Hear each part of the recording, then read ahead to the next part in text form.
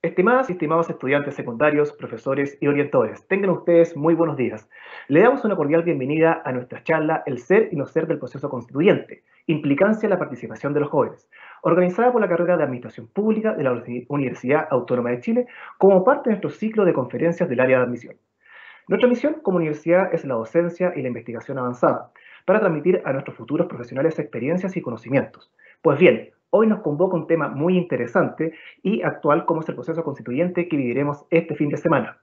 Para esto, queremos que ustedes conozcan como carrera de administración pública cómo nos involucramos en este proceso tan importante en el país y la sociedad que queremos construir. En esta oportunidad nos acompañan Eric Latorre, quien es director de la carrera de Administración Pública, y Alexander Linford, docente de la misma carrera, quienes nos ayudarán a profundizar y resolver las interrogantes que podemos tener al respecto de estos temas. Les recordamos que pueden realizar sus consultas en nuestro chat, las cuales serán respondidas al final de la actividad. Para comenzar, queremos dejar con ustedes a don Eric Latorre, quien es doctor en Derecho Constitucional de la Universidad de Buenos Aires, Argentina, MBA de IED de España y Magíster en Ciencias Públicas de la Universidad de Chile, quien expondrá contenidos relevantes sobre la carrera de Administración Pública. Bienvenido entonces, director Eric Latorre. Muchas gracias, Juan Pablo. Gracias por la presentación. Solo hacer una pequeña precisión. Estudiante de doctorado, para que después no se crea que yo estoy dando mi título que no tengo. Pero lo demás es todo así, así que está. Muchas gracias. Muy bien, bienvenidos. Muchas gracias por estar con nosotros. Me siento muy entusiasmado y contento de esta actividad porque vincularse con los jóvenes, vincularse con esta generación nueva que nos está demandando, ¿no es cierto?, cambios, que está presionando por una sociedad más justa, los jóvenes que nos van a llevar, ¿no es cierto?, a los cambios que Chile necesita. Por consiguiente, es muy interesante siempre conversar con jóvenes. Además, es la primera actividad de este tipo que hacemos este año como universidad. Por consiguiente, un mayor orgullo de estar en esta primera actividad.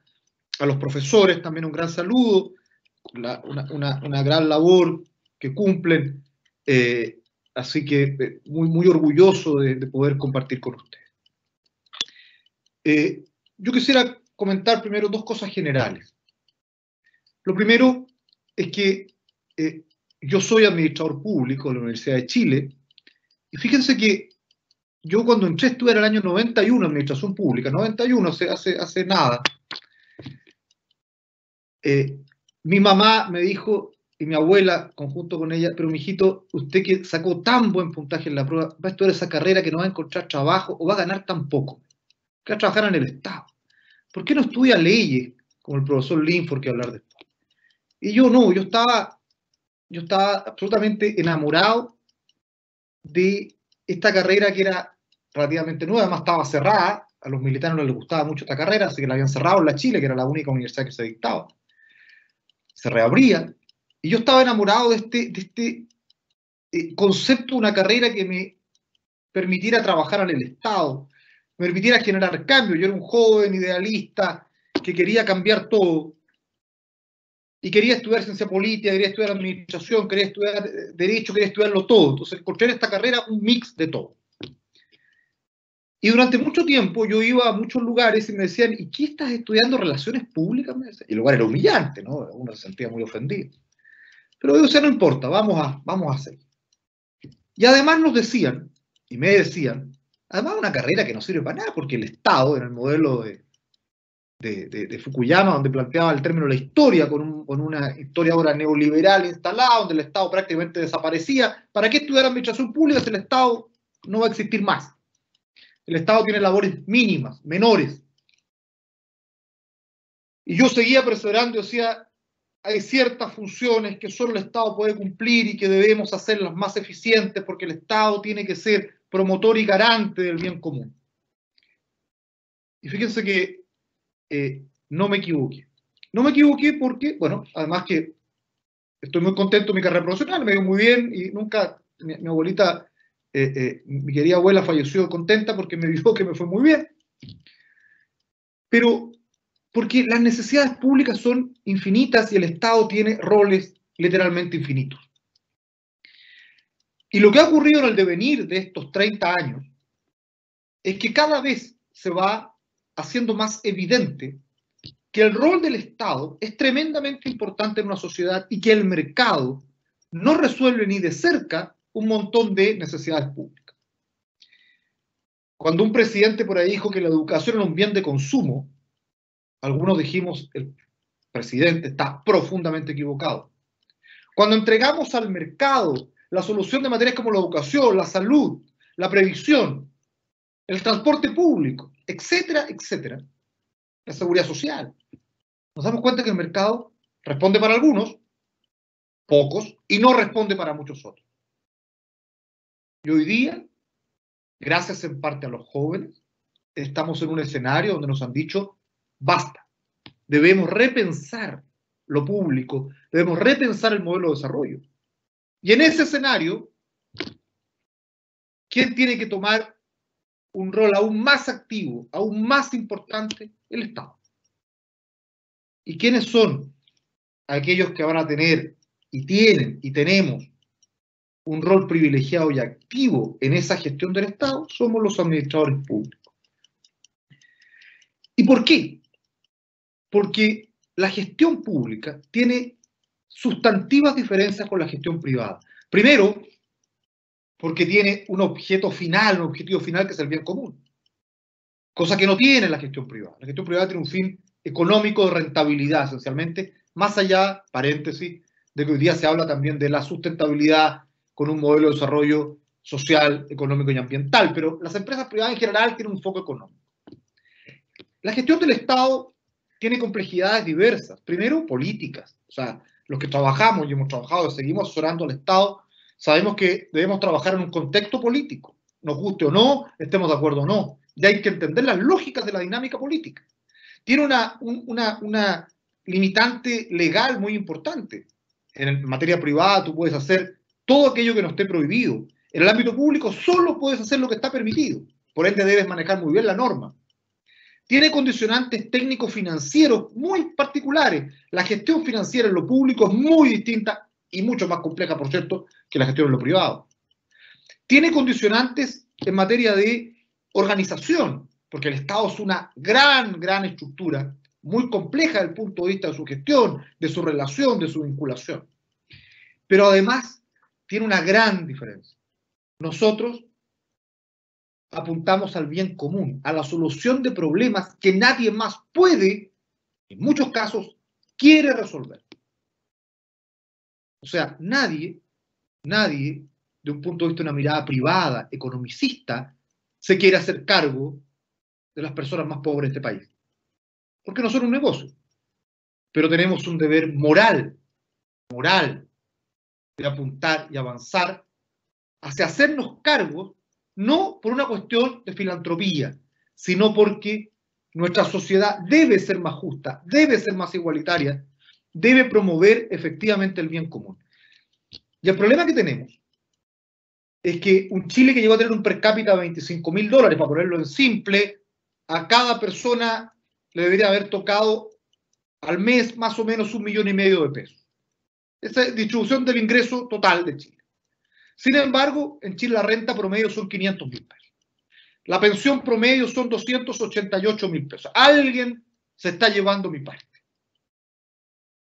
Alguien está cooptando, ¿no es cierto?, y apropiándose de una riqueza que al menos es discutible que le pertenezca a ese alguien o también le pertenezca a todos.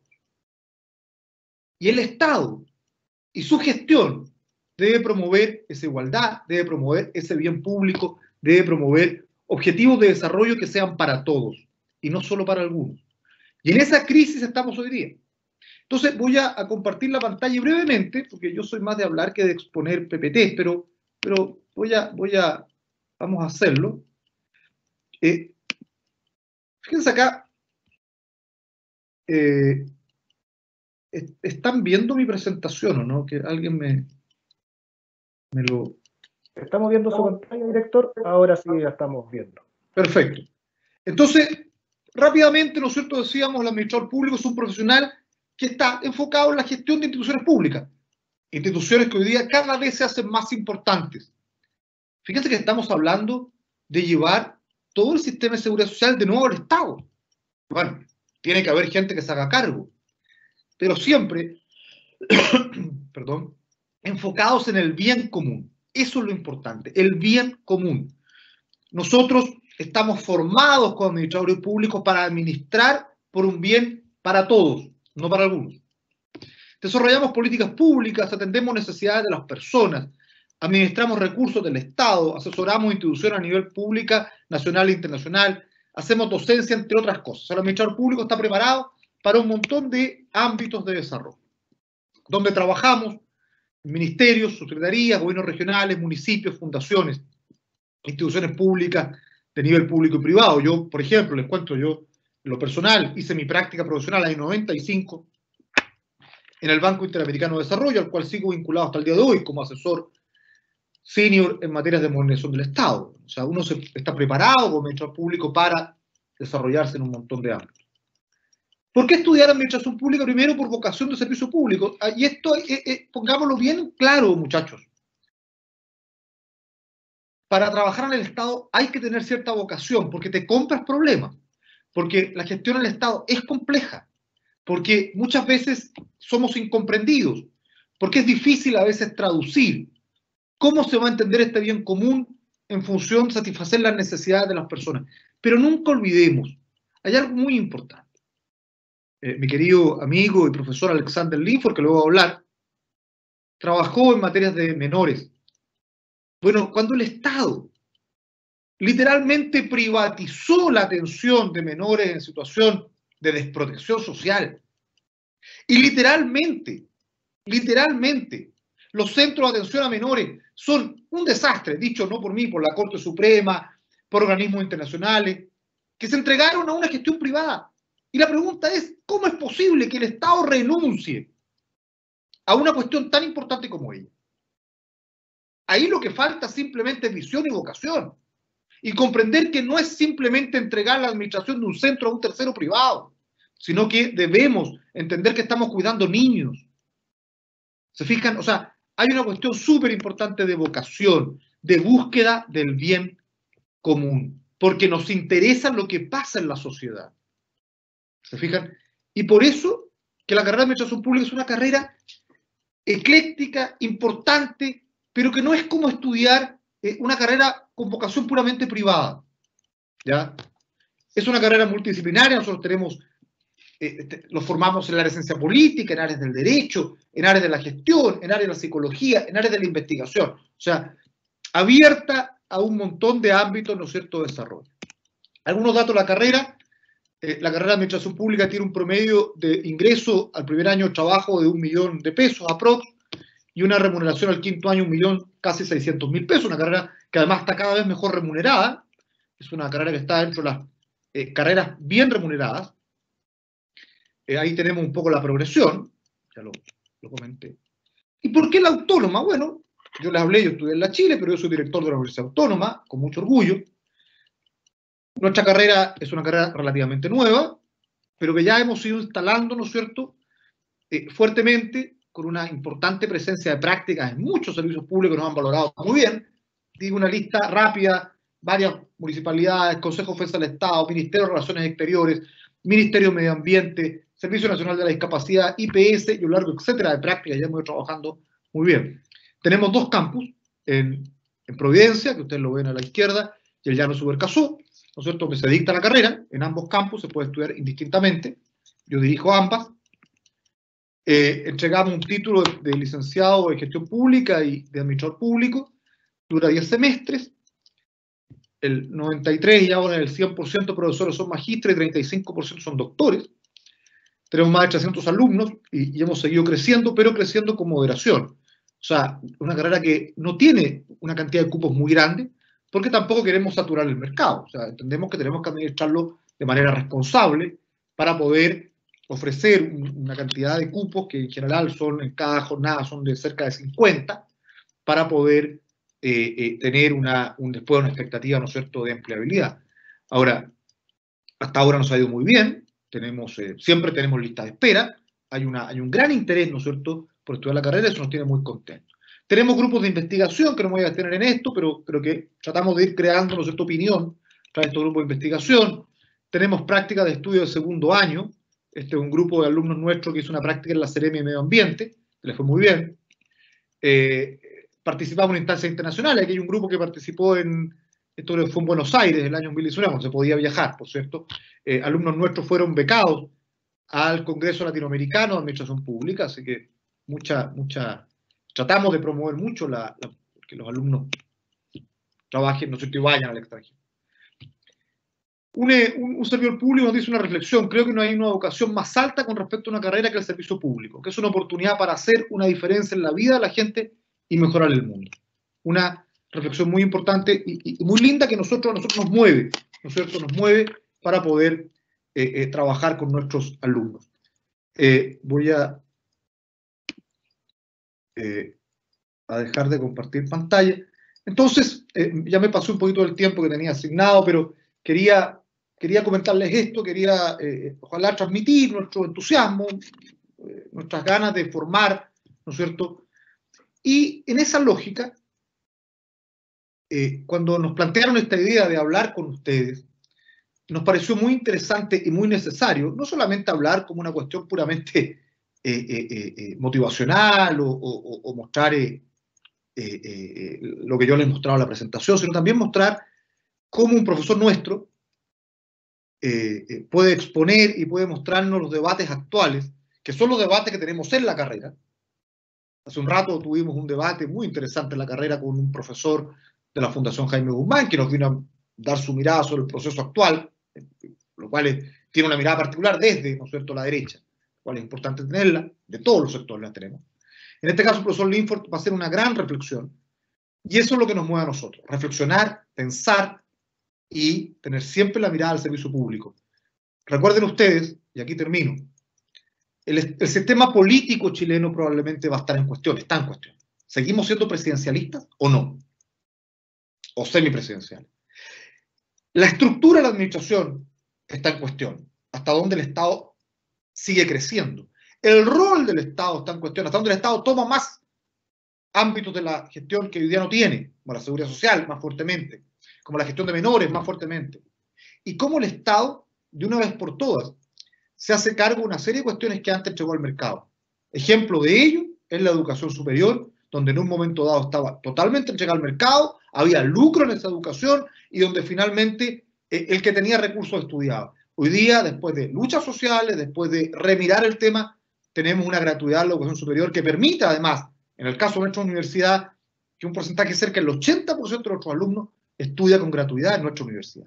Y eso también a nosotros nos motiva a tener alumnos que pueden estar, gracias a una política pública bien hecha, estudiando con nosotros, y que además, primera generación, la mayoría de ellos en la universidad, y lo hacemos con cariño, con ganas, porque realmente queremos que nuestro país mejore y progrese. Un abrazo a todos, muchas gracias, un gran saludo, un gran reconocimiento a los profesores, y espero que les guste nuestro profesor, que lo hemos traído, y él muy entusiastamente ha acogido la invitación, mi querido amigo Alexander, que nos va a hacer una gran exposición. Muchas gracias, un saludo a todos. Juan Pablo, sigue con usted. Muchas gracias, director Eric, por esta importante presentación sobre la carrera de Administración Pública. Bueno, les recordamos que pueden dejar sus consultas en nuestro chat, las cuales responderemos al final de la actividad. Bueno, siguiendo con esta presentación, dejamos al profesor Alexander Linford, quien es magíster en gestión de gobierno, profesor de Derecho Constitucional de la Universidad Autónoma de Chile, investigador y asesor de la Universidad de Buenos Aires, Argentina, y miembro del Comité Científico de Ciencias Jurídicas UTPL Ecuador, quien nos expondrá sobre este interesante tema, el ser y no ser del proceso constituyente, implicancia en la participación de los jóvenes. Bienvenido entonces, profesor Alexander Linford. Muchas gracias, Juan Pablo, director Eric. Cuando a mí me propusieron estar acá, fue un gran reto, porque uno en la academia, y más cuando está vinculado a instituciones de fuera del país o a cursos de posgrado, uno siente que incluso se adapta al lenguaje técnico, uno ya está dentro de la deformación profesional. Entonces, cuando me dijeron, bueno, dije inmediatamente que sí, independiente de que tenga que moderar esto que les contaba, Pero dije que sí por algo. Porque los jóvenes han sido el gran motor de cambio desde el año 2006. El año 2006 fue la Revolución Pingüina, en la cual se pedía que se derogara la LOCE, y se empezó a luchar ya por los cambios educacionales. Y tuve la suerte, en ese momento yo era secundario, aunque no lo crean, de participar y estar ahí, presente en el cambio, haciendo todo lo que los jóvenes secundarios, o muchos de los jóvenes secundarios, hacían en ese momento. Después, bueno, ahí hay que tener algo que es un buen dato. Los que llevamos a cabo ese proceso el año 2006, nacimos el 89, 90 y fuimos criados en democracia. Entonces, algo ya nos puede decir el hecho de que al ser criados de una forma más libre, también pudimos, cuando ya tuvimos conciencia de los problemas que estaban pasando, simplemente manifestarlo sin miedo. Sin miedo. Creo que a partir de nuestra generación se perdió el miedo. Y esa pérdida del miedo se mantiene hasta el día de hoy. Después vimos el año 2011, donde nuevamente los secundarios tuvieron una participación tremenda, y el año 2019, bueno, todos sabemos que la cosa no prendió. Entonces, como la cosa no prendió, estamos acá hoy. O sea, no prendió al nivel de que hoy estamos hablando de un proceso constituyente. Es decir, las bases del Estado como tales no cayeron, porque ahí ya vamos a hablar de eso, pero sí se tambalearon, y que caigan o que no caigan va a depender del proceso que vaya de hoy en adelante. Entonces yo les hice una presentación. ¿Se ve la presentación ahí? Sí, profesor, se ve. Perfecto, gracias. Entonces, acá yo quiero hablar de dos cosas a partir de esta frase que nos dejó Shakespeare y que podemos aplicarla a todas las cosas: el ser y el no ser. ¿Qué va a ser el proceso constituyente y qué no va a ser el proceso constituyente? Y también, ¿cuál es la participación que los jóvenes tienen y pueden tener, independiente de que inclusive sean menores de edad, en este cambio? Bueno, ¿qué es una constitución? Una constitución, de acuerdo a la Real Academia Española, en una de sus acepciones, es un conjunto de los caracteres específicos de algo. Entonces, ¿por qué? ¿Qué es lo que yo puse acá? Puse la Constitución Política de la República de Chile porque es una constitución, es una reunión de caracteres específicos de algo, es decir, del ordenamiento chileno. Puse a Raquímic en Guay, que bueno, ya debe ser un poco viejo, no creo que ustedes escuchen eso a esta altura, pero, no, sí, es buenísimo, así que lo deben escuchar, que trataron de hacer carrera solista, pero no les funcionó tan bien como cuando, perdón, no es Raquímic en Guay, Wisin y Yandel, cuando hicieron su carrera solista no les funcionó tan bien como cuando eran dúo, y volvieron a ser dúo por esa misma razón, porque el éxito está en este conjunto de caracteres específicos de algo. Entonces podemos decir que una banda de música también es una constitución. Y abajo tenemos una molécula de agua, que también reúne caracteres específicos de algo. O sea, si no tuviésemos 2 átomos de hidrógeno y 1 de oxígeno, no sería agua. Entonces ya ahí nos da la primera pista de que es una constitución. Sabemos que hay caracteres específicos. O sea, por ejemplo, Queen no volvió a ser el gran Queen después de que murió Freddie Mercury. Y trataron de cambiarlo, pero nunca resultó bien. Y de hecho ahora, cuando hacen las giras con Adam Lambert, se ponen Queen más Adam Lambert. O sea, no calza. Y una constitución son un conjunto de caracteres específicos. Entonces, si cambiamos uno de los caracteres, deja de ser constitución. Entonces, ahora en lo jurídico, ¿qué es una constitución? Una constitución es la ley fundamental de un Estado que tiene un rango superior al resto de las leyes. Es decir, se transforma en una especie de paraguas. Y obviamente todo el resto de la legislación tiene que estar bajo ese paraguas, es decir, lo que hace la Constitución es poner un marco. Y define el régimen de los derechos y libertades de los ciudadanos y delimita los poderes e instituciones de la organización política. Entonces, podemos decir, mediante esa definición, que toda Constitución tiene tres partes: derechos, una separación de poderes y órganos del Estado. Esto no es nuevo. La parte de órganos del Estado es la más novedosa dentro de las constituciones. ¿Por qué? Porque incluso desde la Declaración de los Derechos del Hombre y del Ciudadano, en el siglo XVIII, en Francia, ya se decía que una constitución no es tal si no garantiza derechos y no contiene una separación de poderes. Entonces ahora tenemos que pensar cómo va a ser la constituyente. Porque esta constituyente va a tener que decidir los derechos, la separación de poderes y los órganos del Estado. Entonces, esta constituyente por la que se va a votar este sábado y domingo va a tener 155 miembros que van a estar electos por la ciudadanía. ¿Y qué van a tener que decidir? Lo que hablamos antes: los derechos, la separación de poderes y los órganos del Estado. Entonces, aquí es donde empezamos a ver también lo que decía, el ser y no ser. ¿Existe algún límite para cambiar la Constitución? En la prensa, en la televisión, en la radio, en internet, en medios digitales, siempre veíamos cómo hablaban de esto, de la hoja en blanco. Y si uno ve una hoja en blanco, puede decir, bueno, ahí puedo escribir lo que quiera. Y sin duda, puedo escribir lo que quiera. Pero si analizamos mejor esta foto, nos vamos a dar cuenta de lo siguiente.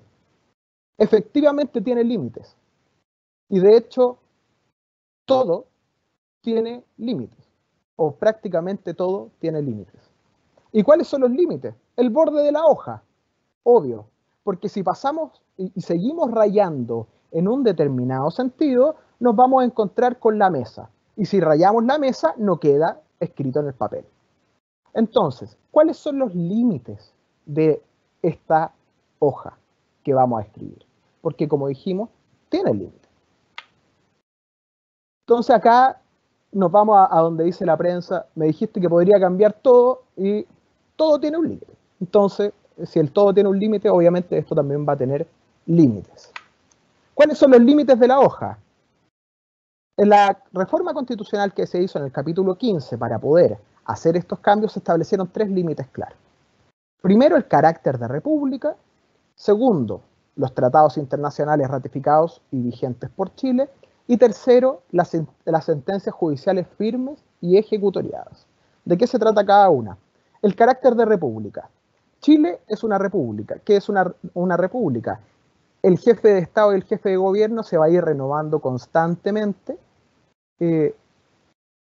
Suelen ser república, y tienen la característica de ser república democrática. Entonces acá, dentro de la convención, ya vemos cómo se para al rey, que en este caso es el rey Arturo, y se acoge al presidente de la república. Que ojo, no tiene por qué tener la figura de presidente de la república. Podemos tener un primer ministro, podemos ser presidencialistas, semipresidencialistas, parlamentaristas, o sea, ahí el ámbito está abierto. Pero no podemos ir a buscar a Italia al rey Arturo y decirle: sabes que no solo vas a ser el rey del fútbol, sino que también desde ahora vas a ser el rey de Chile y tu descendencia va a ser la que va a ser también el día de mañana nuestro jefe de Estado.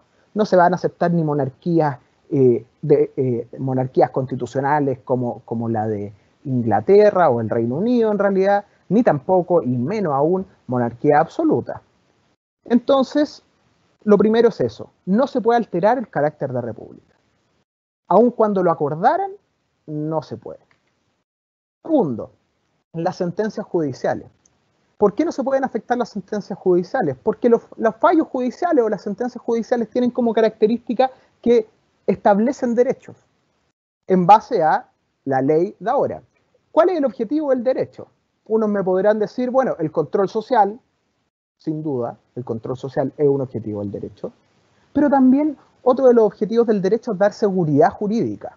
Y como el objetivo del derecho es dar seguridad y previsibilidad en la vida, por eso cruzamos una calle cuando vemos que el semáforo está en rojo para los autos y verde para los peatones, porque nosotros asumimos que el auto va a parar y yo voy a poder cruzar sin que me atropellen. Eso nos entrega el derecho. Y los fallos judiciales son aquellos que dirimen una controversia entre determinadas personas y dicen, ¿sabe qué? Usted tiene el derecho o usted tiene el derecho. Entonces, el tema es el siguiente. Si en una constitución nosotros lo que queremos es establecer más derechos debido a esta evolución de la sociedad, ¿cómo vamos a fingir que los fallos que establecen derechos no existen? Entonces, por eso también se pone como límite la sentencia judicial. Y el tercer límite son los tratados internacionales. Entonces, acá vemos como una persona, y yo he escuchado, que para tener más derechos hay que tener menos tratados internacionales, y bueno, eso al final es como ponerle un palo a la rueda de la bicicleta cuando yo voy andando. ¿Por qué? Porque Chile en este momento tiene ratificado 407 tratados internacionales. 29 son tratados de libre comercio y 39 son tratados internacionales de derechos humanos. Como por ejemplo la Convención Americana de Derechos Humanos, que le da la competencia a la Corte Interamericana de Derechos Humanos y a la Comisión Interamericana de Derechos Humanos para que puedan hacer diagnóstico y juzgar a los estados con respecto a la vulneración de derechos humanos. Entonces, el problema de alterar tratados internacionales viene en lo siguiente. No me cabe duda de que las personas que estamos acá, hay tratados internacionales que nos gustan, como a mí me gusta la Convención Americana de Derechos Humanos, y hay tratados internacionales que no nos gustan. Pero yo creo al menos que los tratados internacionales de derechos humanos que Chile ha ratificado son tan importantes que ponerlos en riesgo por querer eliminar tratados no se justifica. Porque tal como a mí no me gustan algunos, a otro puede que no le gusten los de derechos humanos.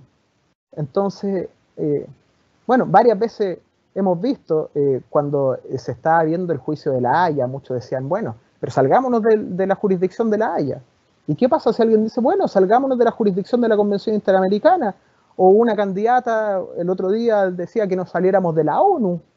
Entonces, no sé, es un límite que según mi punto de vista está bien puesto porque, claro, tenemos 407, de esos muchos no tenemos idea, pero los tratados internacionales de derechos humanos, para mí al menos, son un límite inexorable. Entonces, le quiero hacer una pregunta a los profesores, a los estudiantes que nos están viendo, y ¿qué creen ustedes que no puede faltar en la nueva Constitución? Para eso pueden escribir en el chat y lo vemos después. ¿Cómo se van a adoptar los acuerdos en esta convención? Bien, así. Para que se incluya una norma o un artículo dentro de este proyecto constitucional, 104 de los 155 constituyentes tienen que estar de acuerdo. Eso nos entrega dos conclusiones apresuradas. La primera es que para poder incluir una norma se tiene que conseguir un gran acuerdo. Y se supone también que un gran acuerdo lo que hace es representar la voluntad de una gran parte de la sociedad, porque esta convención se eligió democráticamente y nos da también, o tiene también otro efecto, que es que un tercio, que es una minoría, puede vetar una propuesta.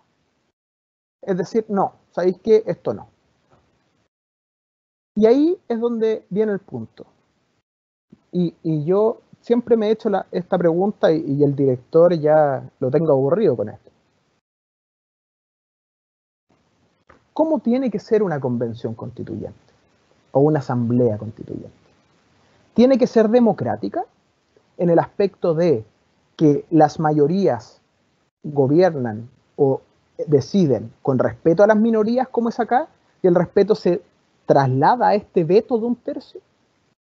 ¿O tiene que ser representativa de la sociedad? según mi punto de vista, son dos cosas distintas. ¿Por qué? Porque representativamente va a llegar efectivamente alguna señora Juanita del kiosco a ocupar un puesto en la convención. Pero ya pudimos ver, debido a las campañas y lo que vemos en la televisión y los análisis del CERVEL y todo, que para poder hacer una campaña y hacerse conocido en unos distritos tan grandes como los que tenemos, se necesita mucha plata, se necesita tiempo, y ese tiempo muchas veces involucra el dejar de trabajar los meses que yo voy a hacer campaña, porque tengo que estar en la calle haciendo campaña. Y por otra parte tenemos los sistemas de votación. O sea, el sistema de elección va a permitir que llegue alguien, un independiente o una persona fuera de los conglomerados políticos a la convención. Esa discusión ya la tuvimos en la escuela, la pueden buscar en YouTube. Ahí está explicado absolutamente todo el sistema electoral, porque si nos pusiéramos a explicar el sistema electoral acá, no terminamos nunca. Es una charla muy, muy larga. Entonces, hay algunos ejercicios donde se ha tratado de hacer representativa y no democrática, y lo que se hizo fue simplemente agarrar a todos los mayores de 18 años y cada cierta cantidad de personas se designaba un cupo.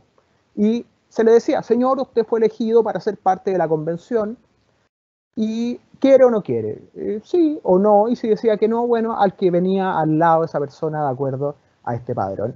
Entonces, lo que se logra es que estadísticamente la convención sea representativa de lo que efectivamente pasa en la sociedad. Y no se hizo mediante un voto que es en un sistema eleccionario que es... se me fue ahora, pero bueno, es un sistema que se llama de Hont, que tiene la característica de premiar a los proyectos colectivos por sobre las individualidades. Entonces, es prácticamente imposible que llegue a salir un independiente y se hace muy, muy difícil que exista efectivamente una representación real de la sociedad hoy en lo que va a ser nuestra convención. Bueno, después de que se aprueben las distintas normas que van a incluirse dentro de esta nueva constitución, no van a ir directamente a la constitución. ¿Por qué? Porque lo que está haciendo la convención constituyente, o lo que va a hacer la convención constituyente, es un proyecto de nueva constitución. No es una nueva constitución.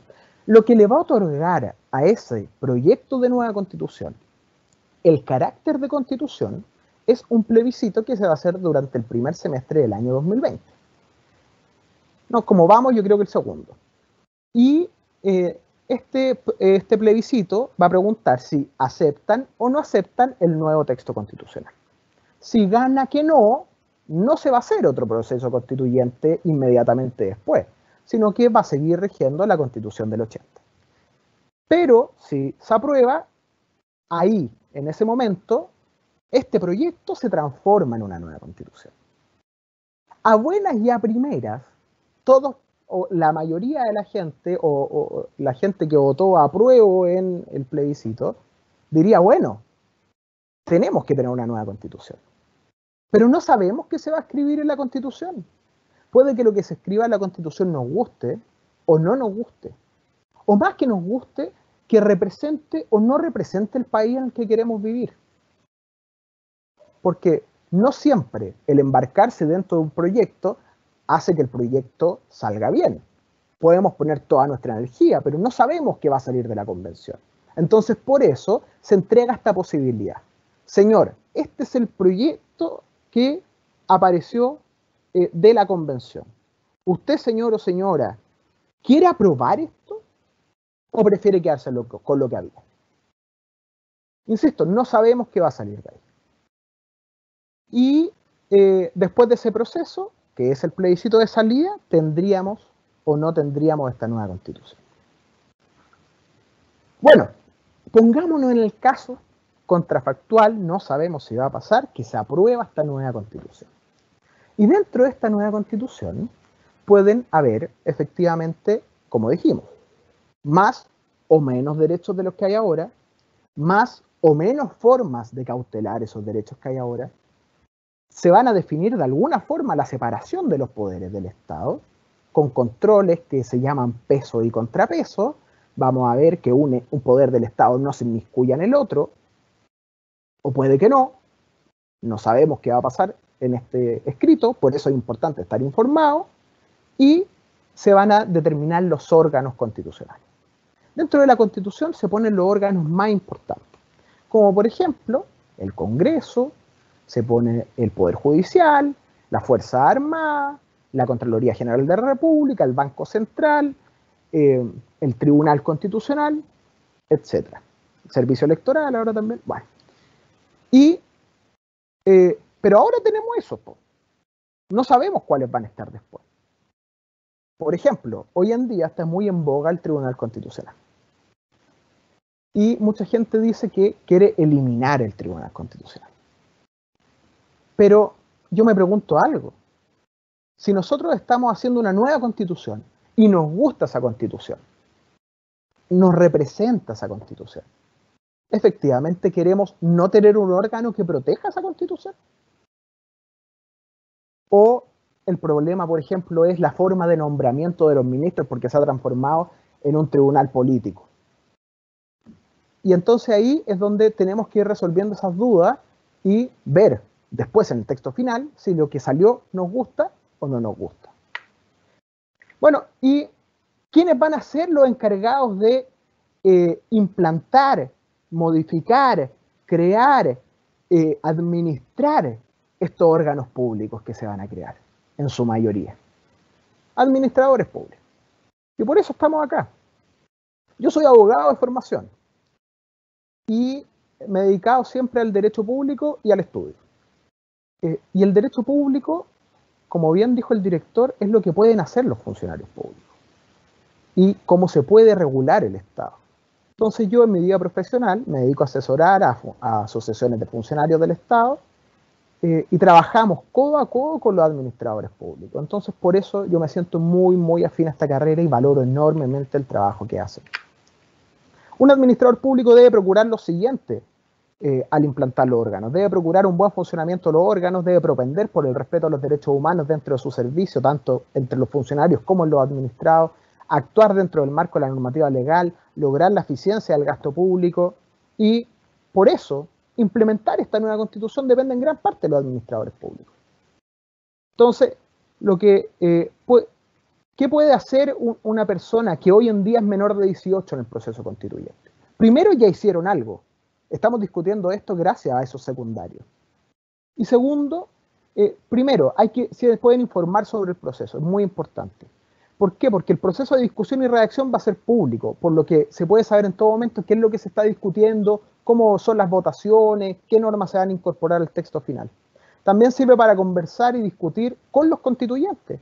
Supongo que si son representantes de la gente van a recibir a cualquiera independiente de su edad, si son representantes de todos, independiente que solo algunos puedan votar. Y le pueden dar ideas de cómo y qué se debe aprobar. Y también el año 2022 es este plebiscito y lo más probable es que ustedes en ese acto sí puedan votar y van a tener que decidir si esta nueva constitución les gusta o no les gusta. Y lo otro es estudiar, porque de nada nos sirve tener una constitución que en el papel se ve muy linda si en realidad no podemos aplicarla. Y no podemos aplicarla no porque no se pueda en sí materialmente, sino que porque la gente que está intentando hacerlo no está capacitado para ello. Entonces por eso se necesitan profesionales comprometidos, preparados, con un gran compromiso ético. El gran lema del estallido social fue no más abusos. Y esta aplicación, por tanto, tiene que hacerse con gente preparada, que sepa lo que está haciendo, porque muchas veces la ignorancia, sin maldad, también lleva al abuso. Y esta gente tiene que tener una formación importante en derechos humanos y que quiera que los chilenos que lleguen a pedir ayuda a la administración efectivamente tengan una respuesta. ¿Por qué? Porque nadie se va a pasear por gusto a los servicios públicos, sino que las personas que van a un servicio público siempre van con problemas que para ellos son de suma importancia. Y tú puedes ayudar a resolver esos problemas desde la administración. Entonces, bueno, como siempre, los administradores públicos son los grandes encargados de hacer que esta constitución o esta nueva constitución se haga carne. Entonces, ¿cuál es el ser? El ser es que efectivamente estamos en un proceso constituyente, se pueden cambiar las bases de derechos fundamentales y los órganos del país. Es un método democrático, más ahí pongo siempre mi prevención, no sé si es representativo, y va a ser la primera constitución chilena redactada por una asamblea popularmente electa. ¿Qué no es? No es una cura inmediata a todos los males. Chile no va a cambiar inmediatamente porque se aprueba una nueva constitución, porque hay que implantarla. ¿De quién depende? De la gente que va a estar ahí en la administración del Estado. No se puede cambiar absolutamente todo. Ya vimos que esto tiene límites. Tenemos una hoja en blanco, pero la hoja es limitada. Y también requiere una aplicación efectiva en base a los principios de este nuevo texto. Y si no, no va a ser. Entonces, esta aplicación se hace principalmente desde la administración pública. Por eso es importante que si ustedes tienen una vocación pública real, esta es su carrera. Porque acá es donde van a poder ustedes ayudar a las personas a que solucionen sus problemas. Que para nosotros a veces podemos pensar que son problemas mínimos.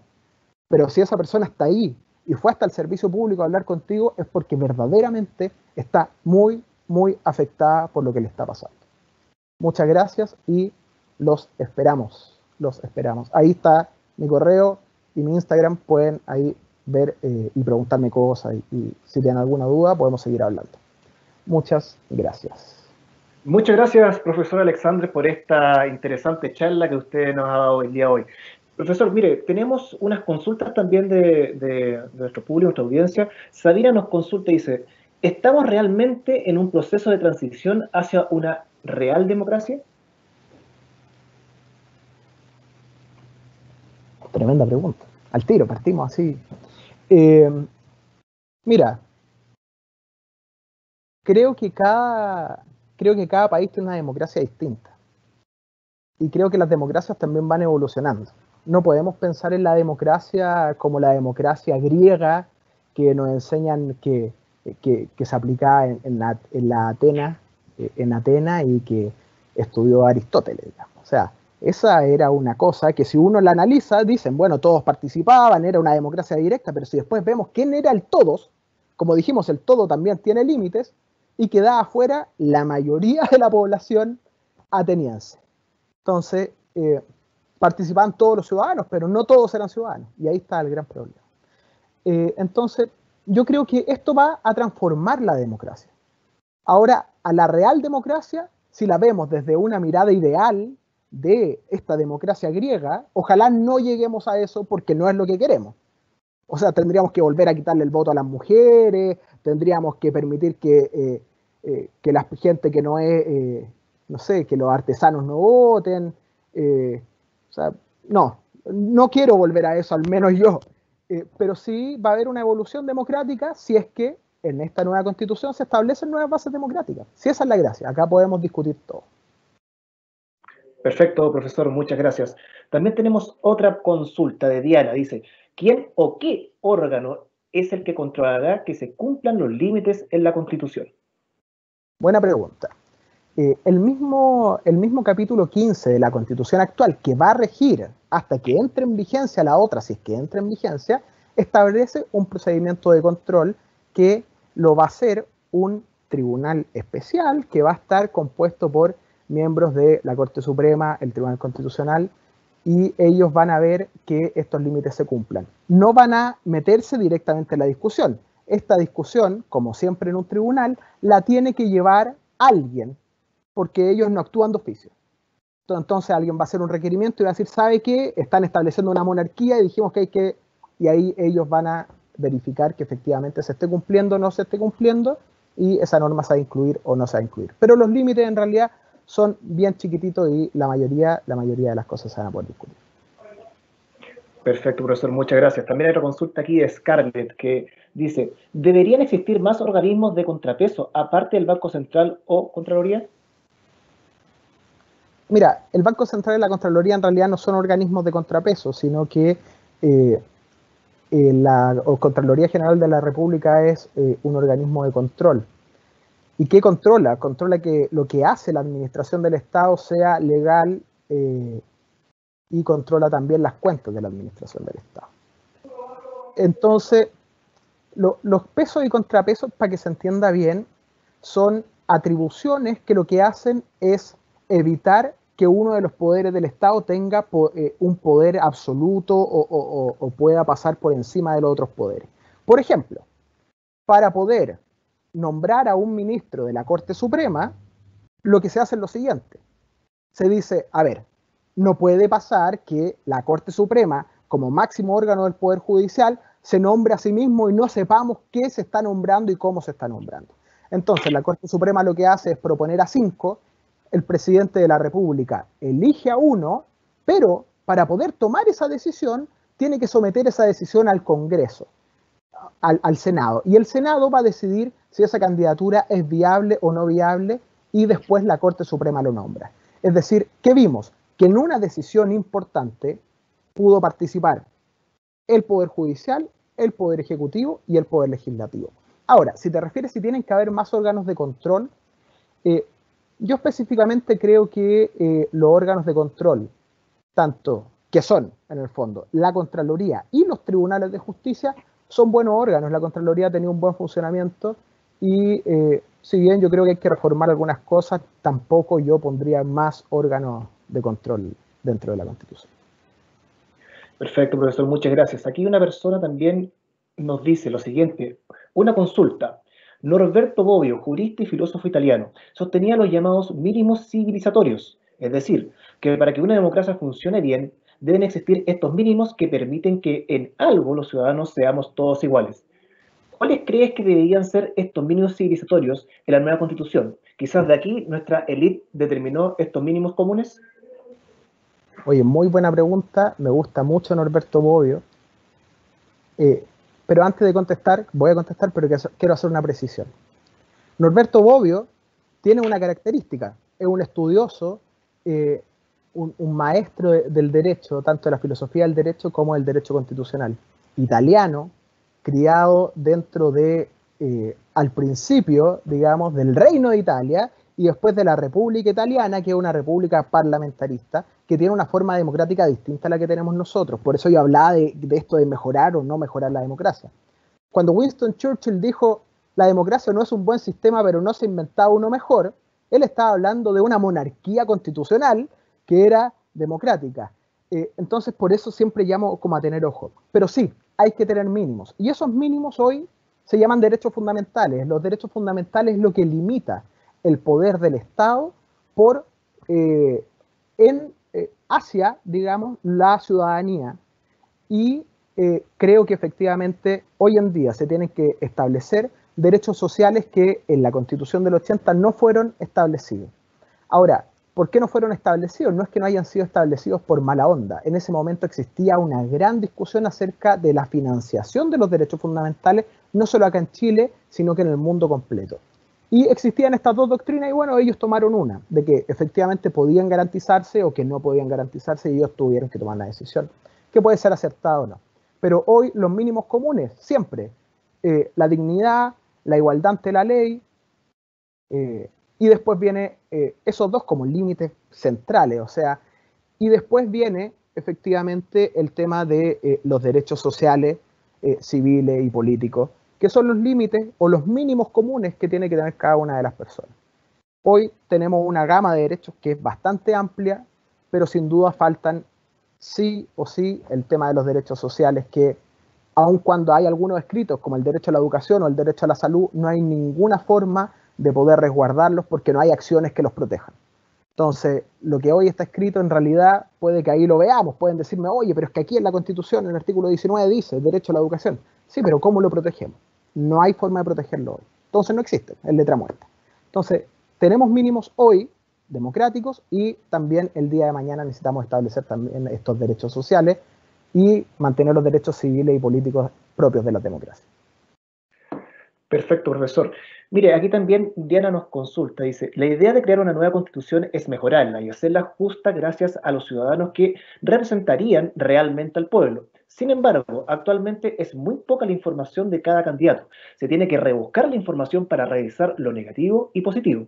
Los medios de comunicación son ineficaces en ese ámbito. ¿Qué se puede hacer en ese caso si no sé quién podrá representar perdón, si no sé quién podrá representarme realmente. Ahí, bueno, lo que hay que hacer en realidad es buscar información y tratar de ver quién se acerca más a tu pensamiento y quién puede llegar a representarte. Por eso, el sistema que se elige es un sistema representativo que busca favorecer los proyectos colectivos, porque se sabe que mucha gente no puede hacer campaña, entonces uno, mediante el proceso colectivo, uno podría decir, bueno, el programa de esta lista, o sea, lo que quieren todos estos candidatos es esto, y yo puedo llegar y votar por cualquiera. Pero bueno, ahora se hace un poco más difícil con el tema de los independientes. Hay que informarse, te propongo algo, no duermas hasta el sábado y lee lo que propone cada uno de los candidatos. Pero más que eso, hay que saber qué proponen, lógico, pero incluso más importante es estar presente en la fiscalización posterior de las discusiones. Porque hoy en día pueden decirnos, yo quiero esto, esto, esto, y el día de mañana, cuando ya tienen el poder de decisión, hacer algo absolutamente contrario, y ahí va a depender de ustedes, de mí y del resto de la ciudadanía, que efectivamente dentro de la convención se discutan y se voten las cosas que el candidato dijo que iba a hacer en su proyecto. Perfecto, profesor, muchas gracias. Y aquí hay una pregunta para el director Eric. Director, dice, ¿en qué implicaría la separación de derechos y leyes dentro del contexto político y el importante rol de los administradores públicos en el bien común? Está silenciado, director. Juan Pablo, te pido, a ver, reitérame la primera parte, porque está, ordenemos, a ver. Dice, ¿en qué implicaría la separación de derechos y leyes dentro del contexto político y el importante rol de los administradores públicos en el bien común? A ver, voy a tratar de interpretar. A ver, aquí hay un gran tema que Alexander no abordó o esbozó muy de lado, porque aquí hay muchos temas, ¿no?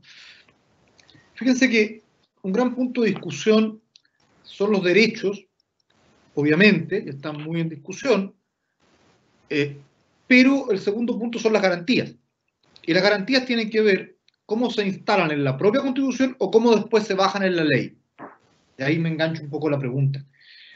Y ese es un gran tema, porque si ustedes hacen una mirada comparada constitucional, que yo los invito a hacerla, a todos, y muchachos informados, puede ser un gran debate. Si ustedes miran la Constitución argentina, tiene muchísimos derechos, estando al lado, digamos.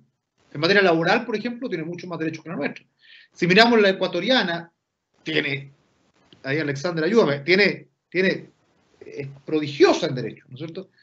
Sí. La boliviana apunta a otros derechos y relativiza derechos como el derecho de propiedad, lo mira distinto. O sea, los derechos podemos encontrar, la brasileña también tiene muchos derechos, podemos encontrar, hay muchos derechos en la Constitución. Pero en la Constitución podemos escribir lo que sea. La Constitución boliviana garantiza el derecho a la vivienda de una manera en que uno diría, Bolivia es el paraíso, vámonos todos a Bolivia, porque están todos los derechos garantizados y tendremos sueldo mínimo, vivienda digna, agua potable, trabajo, salud, educación, está todo perfectamente establecido en derecho. Sin embargo, lo que vemos es que Bolivia no es el paraíso y un país con muchos problemas y muchos de los cuales tenemos nosotros, muchos peor que nosotros, otros mejores que nosotros, están en mejor condición. Entonces, aquí hay una doble bajada en tu pregunta muy interesante. Primero, ¿cómo la propia Constitución va a poder garantizar derechos? Y hay una discusión previa allí que con el profesor Linford hemos tenido más de una vez, hasta dónde la Constitución debe garantizar derechos. Porque también es complejo, digamos, si el Estado, la Constitución es una Constitución totalmente garantista desde el punto de vista de derechos, lleva a que cualquier derecho sea judicializable. Ese es también un punto bien relevante. O sea, yo puedo demandar al Estado cada vez que no se me garantice el derecho y entramos en una situación muy compleja desde el punto de vista institucional, con un Estado que va a estar arrinconado y demandado permanentemente porque tiene que garantizar todos los derechos. Dicho eso, entonces, la garantía de los derechos, independiente de cómo se ponga en la Constitución, el Estado y la administración pública tienen un rol, como lo dijo muy bien Alexander, un rol fundamental en esta garantía, en la operacionalización de la garantía, en mover hacia la garantía, en generar políticas públicas efectivas hacia la garantía. Y eso es muy importante. Y ahí el administrador público tiene un rol, porque hay un rol también de creatividad, de diseño, de enfoque, de moverse por una real vocación. A ver, me voy a alargar aquí un minuto, pero vale la pena, muchachos. Les voy a dar un par de ejemplos que me ha tocado conocer de primera mano. Cuando una persona tenía un problema con una licencia médica y reclamaba desde su ISAPRE, después caía en el COMPIN, que era, esto es eterno, o sea, pasar por ese periplo, muchos de sus padres tienen que haber pasado, profesores que están aquí tienen que haber pasado, es un periplo infernal. O sea, el periplo de Dante por el infierno es una cosa mínima al lado de pasar por una ISAPRE o FONASA y luego COMPIN. Eso puede significar meses de una persona que le rechaza la licencia médica y que nadie se la paga. Y ese pobre trabajador está ahí sin sueldo y una licencia rechazada. Y luego tiene que llegar a la Superintendencia de Seguridad Social, que es la última instancia. Y la Superintendencia de Seguridad Social se demoraba 150 días más. O sea, ya había pasado por 6 meses, más prácticamente 6 meses más. Eso es impresentable. O sea, la pregunta es ahí, ¿es la Constitución que no está garantizando bien el derecho de una persona a recibir el justo pago de una licencia médica por el cual respecto a él ha pagado en una institución de salud, ha pagado un seguro de salud y nadie se lo garantiza? Bueno, me tocó trabajar allí y nos dimos cuenta que había un problema de eficiencia, un problema de gestión en esa superintendencia, amén de los que había en FONASA y en COMPIN, y trabajamos fuertemente en eso hasta llegar casi llevarlo a 30 días, que es el máximo legal. Pero era un problema de gestión. No era un problema ni de garantías constitucionales, ni una ley mal hecha. Era un problema de gestión de esa superintendencia, como también lo es en COMPIN, en que nadie le ha puesto el cascabel al gato. Y lo han hecho bien, siempre con soluciones a medias, mal hechas. Lo mismo que pasa en materia de protección de menores. Nadie lo ha hecho bien, se ha hecho mal, simplemente es así, se ha hecho mal. Y ahí no es un problema ni de constitución ni de ley, es un problema de visión de gestión, un problema de enfoque, un problema de trabajo, ¿no es cierto?, bien hecho, comprendiendo las dinámicas, ¿no es cierto?, de la gestión pública y comprendiendo que apuntamos al bien común. La pregunta es, cuando hablamos de niños que están en situación de desprotección, ¿cuál es el bien común protegido allí? ¿Cuál es el bien común protegido allí? ¿Cuál es el derecho protegido allí? Derechos de la infancia que están consagrados en todos los tratados internacionales que el profesor Linford decía no se pueden soslayar, están en el marco de la Constitución, de la que venga y la que está. Y sin embargo lo seguimos soslayando y vulnerando. O sea, incluso en el ejemplo, profesor, estamos rayando fuera de toda la hoja. Eso de facto. O sea, la Constitución lo establece, los tratados de Chile que firmó Chile lo establecen, la nueva Constitución lo va a establecer, pero por desidia, por mala gestión, por incompetencia, rayamos fuera de la hoja. Y esto no es un problema de este gobierno ni del anterior, es un problema de hace 50 años. Y allí es donde está la verdadera gestión. Entender que cómo protegemos sus derechos a través de una buena gestión. Así que, y yo me apasiono porque este es un tema que duele. Miren los informes de la Corte Suprema respecto a protección de menores. Son gravísimos, gravísimos. Y seguimos en lo mismo. Muchas gracias. Bueno, muchas gracias, profesor Eric, director Eric, perdón, y Alexander, por esta importante charla sobre el ser y no ser sobre el proceso constituyente y la implicancia y la participación de los jóvenes. Bueno, ya no tenemos más preguntas. Agradezco a toda la audiencia por participar, haber hecho estas impresionantes preguntas, y lo invitamos a todas las personas a que visiten nuestra página web www.uautonoma.cl para que también se puedan enterar de todas nuestras actividades que tenemos. Esperamos que esta charla les haya ayudado a acercarse a la labor y aporte de un administrador público en nuestra sociedad. Que tengan una excelente tarde.